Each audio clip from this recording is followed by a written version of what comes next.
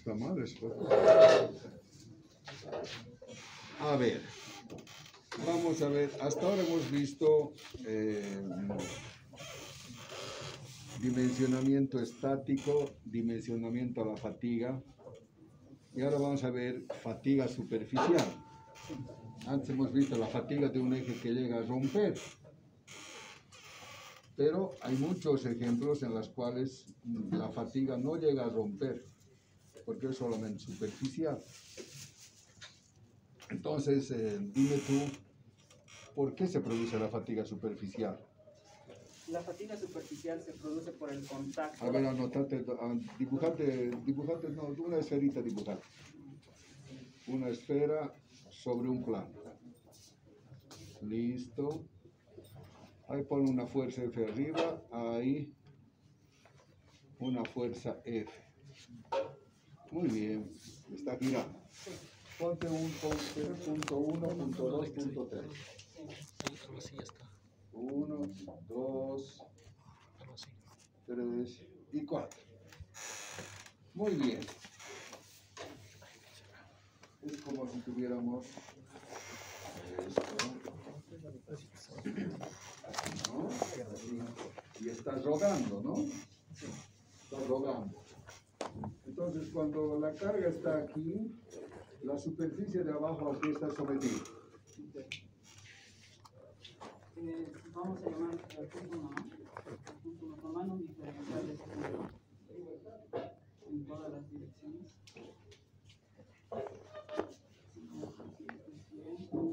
X y Z, ¿no? Vamos, X, Z. En este punto. Entonces, ahí pon en cada punto X y Z. Ahí pon. En cada punto, ¿no? En cada punto, así, sin cuadraditos. Allá nomás ahí. Ya. Ahí con rojito, por ahí. X, Y, Z. Bien, X, Y, Z. X, Y, Z. Lo mismo arriba, X, Y, Z. Y X, Y, Z. Muy bien. Entonces, en el punto 1, aquí está siendo sometido esa superficie, ese punto. Sí, bueno, en el punto 1, en lo que es mi eje Y, este va a estar sometido a lo que es la compresión. Lo voy a poner con más o menos así para... No, simplemente decir compresión. Esta compresión, y claramente después vemos lo que es mi eje X y Z, esto va a estar a tracción. Yo pone más. Ya. O sea, pone es más. Y el otro. Este Y va a ser menos, este está sometido a compresión. En el punto 2. En el punto 2 tenemos el eje Y, X, Y, Z igual, ¿no? Pero la diferencia del punto 1 al punto 2 es que mi X de igual forma va a estar a tracción, mi Z va a estar a tracción, pero la diferencia va a ser que Y va a pasar de compresión a tracción. Pero ahora aquí que estoy notando, ya está alternando, ¿no? Entonces fíjense, cuando nosotros lo aplastamos, tiene una pelota. Sí, Jackie, la pelota. Tienes la pelota. Sí, con esto. Muy bien. Cuando nosotros aplastamos aquí evidentemente aquí abajo y arriba se comprime el eje, ¿no? Pero aquí se estira o no. Entonces al estirar, ¿qué significa? Que está en tracción en todos los ejes. Tanto en X como Y como en Z. ¿Está claro? En cambio aquí abajo, fíjate, en Y se comprime, pero aquí se expande y se expande. ¿Se entendió? ¿Entendieron todos? Sí. Entonces en X, ya sé, muy bien. En el punto 3. En el punto 3, de igual forma, visualizando el ejemplo que nos da el ingeniero, X va a estar a tracción, Z va a estar a tracción, pero ahora otra vez observo aquí, Y vuelve a cambiar, Y vuelve a estar a compresión. Compresión, ¿no? Porque Sí. si aplastamos, se aplasta, ¿no? ¿Ya? Y finalmente el punto 4, X otra vez está a tracción, Z está a tracción y Y otra vez a tracción. Muy bien. Claramente, en cada punto estamos viendo que hay una alternancia entre lo que es el Y, ¿no? Que está pasando de compresión a tracción, ¿no? Entonces vemos que en el eje Y hay tensiones alternativas. Porque está pasando de compresión, tracción, compresión, tracción, compresión, tracción. Y eso produce una fatiga superficial. Porque en el centro En el centro, ¿a qué está sometido? El centro está sometido a compresión pura. En el centro siempre está sometido a compresión, ¿no? Ahí al medio. Solamente en la superficie va variando. ¿Se entendió? Siempre está a compresión, ¿no? Nosotros aplazamos el del centro, siempre está a compresión. Solamente la superficie va cambiando. ¿De acuerdo? Entonces, eso en todos los elementos que están sometidos a rodadura bajo una presión, entonces va a ser afectada la fatiga superficial. Bien, entonces, ¿cómo produce la fatiga superficial este elemento? El sigma y, al alternar de lo que es en mi diagrama, en mi gráfico, esfuerzo-tiempo, aquí yo estoy viendo, mi sigma y va a pasar de un estado de compresión, tracción, ¿no? Así cíclicamente. Ese es el sigma y, como estamos hablando de sigma y es que me va a generar eso, ¿no? Pero ahora lo que tenemos mi sigma z y x, claramente estábamos viendo que estos están a tracción, ¿no? Es por eso que están por encima del eje de mis abscisas. Ya. Entonces, ¿cómo se produce la falla? La falla, bueno, analizando este otro gráfico en que aquí tenemos lo que es superficie versus profundidad. En este gráfico claramente me está diciendo que lo que es Ya, entonces lo que vamos a hacer es así.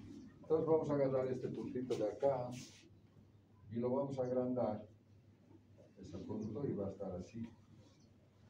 ¿No? Sí. Así va a estar. Esa parte. ¿No? Esa parte va a estar así, ¿no ves? Entonces aquí, ahora, aquí explicarnos la falla. Sí. ¿Cómo se produce la falla? La falla es que se genera una distancia. Primero, en la superficie, ¿qué hay? En la superficie tenemos lo que son, el gráfico nos confirma eso, lo que son la compresión y tracción son máximas, ¿sí? Y lo que tenemos aquí a una distancia y máxima es una Entonces, constante. fíjense hacia adentro, esa es con la variación con la profundidad. Sí, La compresión había sido máxima en la superficie. sí. Y a medida, esa es la superficie. A medida que vamos... Esa es la superficie, ¿no? Toda esa superficie. Bueno, aquí no Esa lo podía es la escribir, sí. superficie. Sí. Esa es la superficie. ¿Está claro? Entonces, cuando hacemos mediciones hacia adentro, venimos en la superficie, luego un poco más adentro, vemos que la compresión producida por esa fuerza, ¿cómo va? ¿Aumentando o disminuyendo? Conforme nosotros tenemos mayor profundidad, estas van disminuyendo. Van disminuyendo, Sí. ¿no? Y la tracción en eje, con la profundidad, ¿cómo es?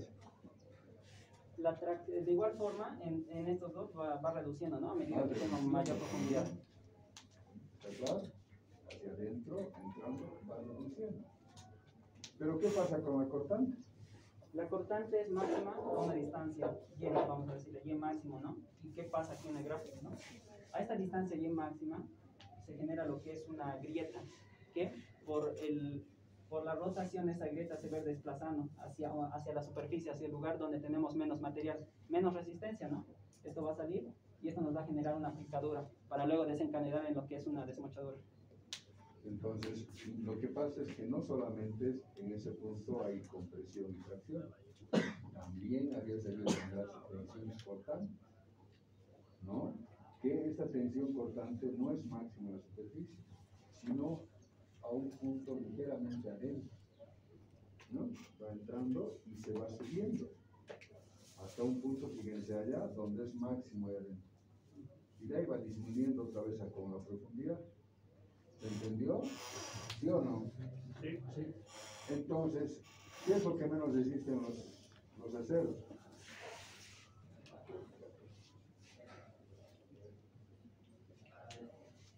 Primero resiste muy bien a lo que es la compresión, después la tracción y por supuesto van a fallar a lo que es más el corte. Corte, resisten más el corte. Entonces, allá adentro se produce una falla por corte, porque es lo que menos resiste.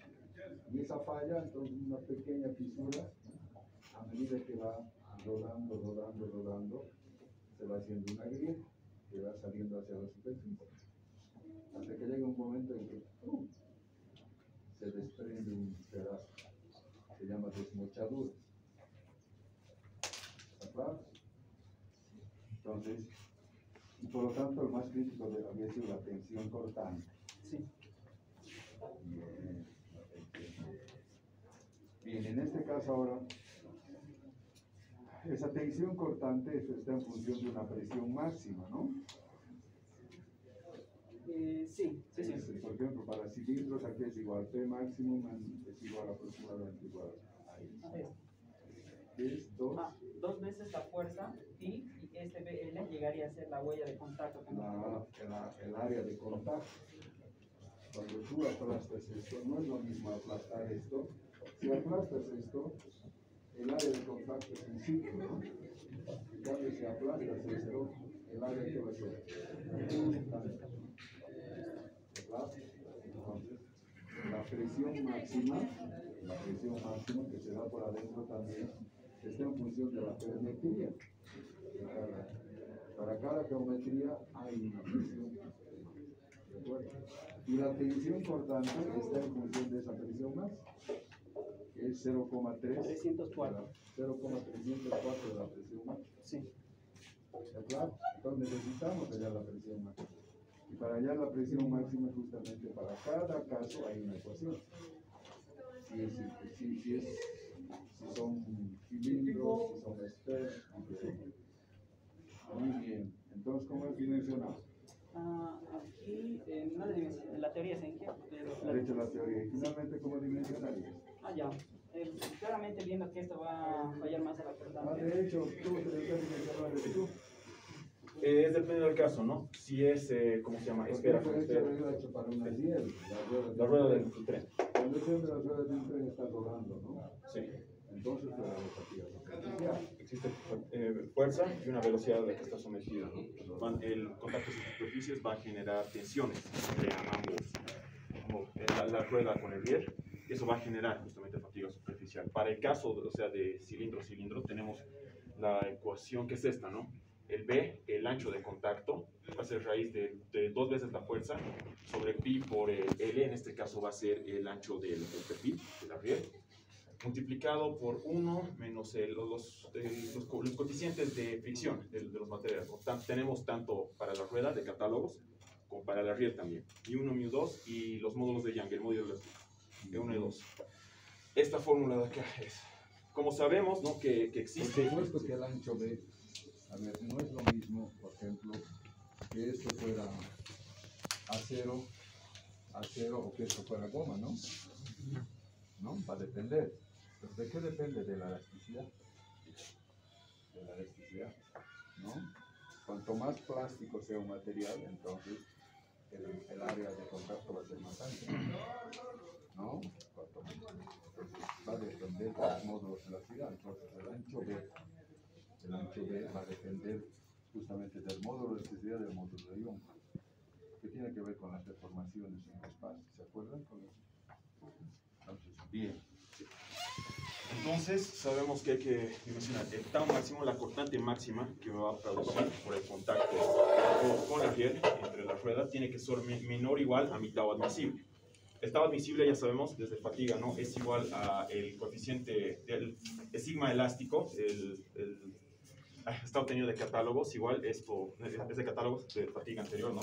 Por 0,5. Si nos recordamos la curva, va a ser el esfuerzo más crítico al que va a fallar, es la cortante, ¿no? Esto equivale, siendo la equivalencia en catálogos, por 0,5 dividido entre n. El n para el caso del tren va a depender de la carga que se esté llevando, ¿no? Si es, digamos, un tren de cargo, ¿no? De carga liviana, 1.5, 2, ¿no? Si está cargando pasajeros, ya es mucho más alto, ¿no? 4, nosotros asignamos todo eso. Pero para el caso de fatiga superficial, la bibliografía de Shigley nos indica, ¿no? Que hay una estimación, una equivalencia, ¿no? Más o menos aproximado, el tau máximo va a ser aproximadamente igual a 0,304 veces por la presión máxima. Porque esas ecuaciones del P máximo son empíricas. Sí. No hay una deducción analítica. Entonces la ciencia ha ido desarrollando ecuaciones a través de la experiencia. En el capítulo de fatiga superficial de Shigley explica cómo ha hecho esto. Es con una máquina, es largo desarrollo. Pero tengo mi equivalencia, ya puedo correlacionar el tau máximo con la presión máxima que va por el contacto. Y esa presión máxima, para un caso de cilindro, es 2 veces la fuerza sobre pi por el ancho de contacto B multiplicado por el ancho de riel L. Eso lo desarrollo, ¿no? Ya sabemos que mi B para el contacto cilindro-cilindro, lo mismo, 2F, todo esto, aquí es donde pongo en el B el coeficiente de Poisson y el módulo de Young para la riel y no, la rueda es el 1 y la riel es el 2. Es todo esto dividido entre 1 sobre diámetro 1, va a ser el diámetro de mi rueda, sobre el diámetro 2, pero el diámetro 2 lo puedo considerar 0. ¿Por qué? Como las ecuaciones que tengo sí son para cilindro-cilindro, pero en este caso, o sea que va a estar directamente en contacto la rueda con la riel que es plana, ¿no? Lo podemos tomar como una estimación, ¿no? El D1 es el de mi rueda y el D2 es súper grande, ¿no? Porque es un plano. Infinito, sí. Entonces va a tender a infinito, ¿no? Se puede despreciar esto. 1 sobre infinito, ¿cuánto es? 0. Eso. Esto se desprecia y de acá ya puedo despejar directamente de la raíz mi diámetro. El diámetro 1 va a salir como raíz y todo esto es una constante. Tengo el valor de F, tengo el ancho de mi riel, los coeficientes, tengo que despejar esto. Pero aquí todavía me quedan dos incógnitas, ¿no? D1, todo esto, lo he puesto K, todo esto es lo que se simplifica por la raíz, va a ser igual a mi ancho de contacto B. Reemplazamos en la ecuación de la presión máxima, ¿no? Presión máxima, 2 veces F sobre pi L, todo esto es B, directamente lo reemplazo. Si lo desarrollo, lo puedo sacar, puedo sacar esta raíz y reemplazarlo con la relación que hemos encontrado, ¿no? Con el sigma admisible, el estado admisible, perdón. 0,304 veces la ecuación empírica por todo lo que es Pmax, 2 veces la fuerza por pi, por L sobre el B que he hallado, tiene que ser menor o igual a mi estado admisible. Una vez más, tengo el valor de la fuerza, tengo el valor del ancho del riel, tengo mi sigma elástico, el límite elástico, eso viene por catálogos, y me ha dado mi factor de seguridad.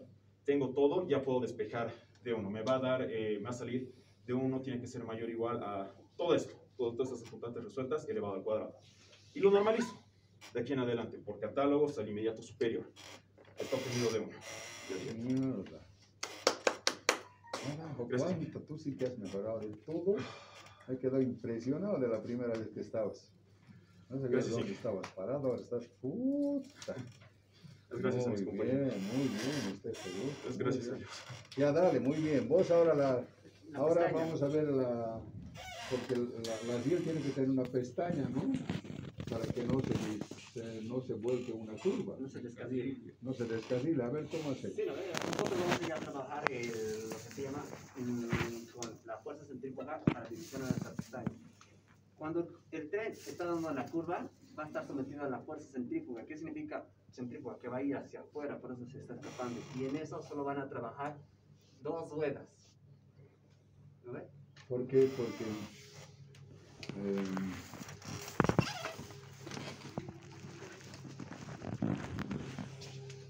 si esta es la riel, digamos, las pestañas de uno va a estar por acá, otra va a estar por acá. Siempre es por adentro, ¿no? Sí. Así sería, ¿no? Digamos, esto para arriba. Así. Entonces, este sería así, ¿no? Si de aquí está el tren, sobre el tren la fuerza centrífuga, esta pestaña de aquí aguanta la pestaña del riel, no. No. Esta, sí, esta nomás.